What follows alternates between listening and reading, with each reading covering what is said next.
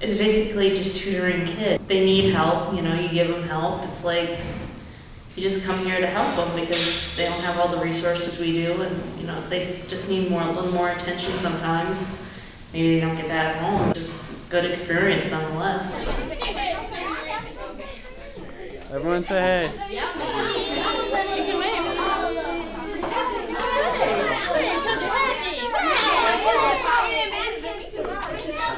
I was expecting it to be a little different over at the YMCA. I didn't expect it, I don't know why, but I didn't expect it to be quite so happy. The kids are just really excited to be there, really happy, and they really love it there, and how important that center is to them because they don't really have any place else to go.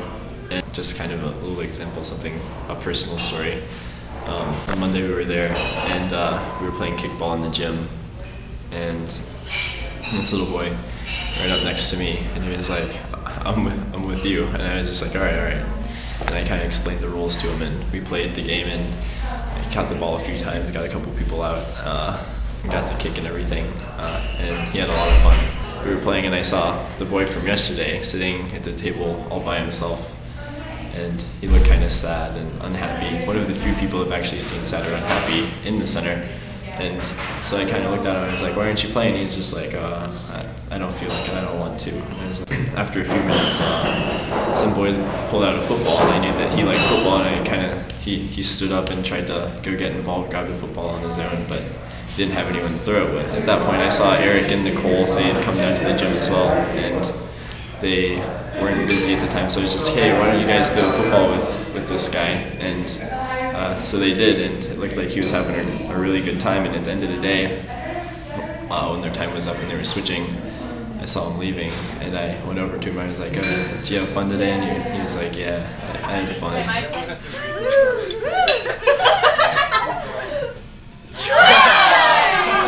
I was discussing business. So that brings about the poverty of the children, the background they come from, right? And just like the people in general at the Y, and the people, in the neighborhood. But I don't know, after talking with them, especially after the food pantry, seeing them, talking with them, they're no different than any other people I've ever met, you know? Just their background's the only thing that separates them. So it was so easy to talk to them and to interact with them, but I was just really shocked. And it definitely opens your eyes and kind of scratches out all those stereotypes that you're not taught, but that you perceive from seeing them and seeing the clothes they wear and the way that or the circumstance they might be in. So I was pleasantly surprised. It was a good thing to learn. I think it was a really great learning experience. We are tearing off the wallpaper and paint of the old pantry room in the house. Why? So they can redo it. It's really old and nasty. And then what? And then what? Turning it into just whatever Father Bob needs to be. It just needs to be clean. You know, this whole week you feel like you're helping them out, but really they change you, and they teach you so much about yourself and how blessed you are. And I don't know, I just want to do so much for them, and you know, this week hasn't been nearly enough. You know, they're so sweet, and they have so many dreams.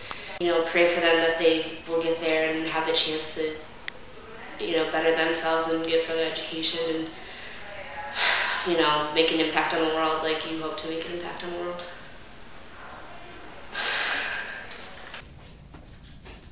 What's this one called? Baby Freeze. That's the only move I know.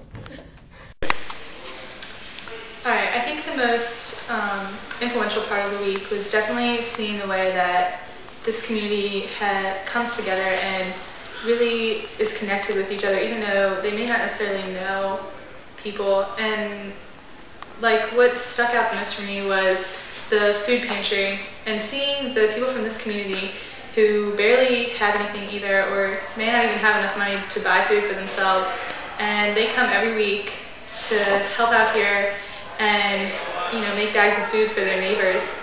And it's really powerful to see that these people volunteer their time when, I have so much more than them, and I don't even volunteer on a regular basis like that. And it's just to see these people coming together and like, you know, helping each other out in these different situations, and the way that they bond as a community. Like when I walk down the street, people say hi to me, and that doesn't really happen all the time from my hometown, so.